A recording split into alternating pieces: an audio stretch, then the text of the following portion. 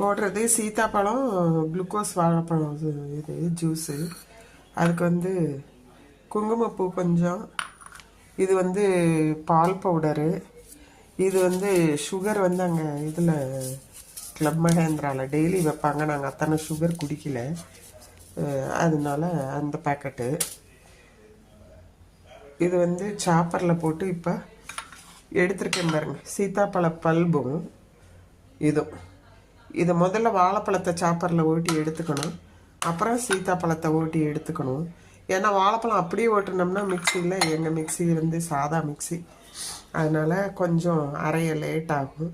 அத்தனை தடவை ஓட தேவையில்லை. சாப்பரில் போட்டிங்கன்னா எதாக இருந்தாலும் நெக்ஸ்ட் போடும்போது ஈஸியாக இருக்கும். சரியா? இப்போ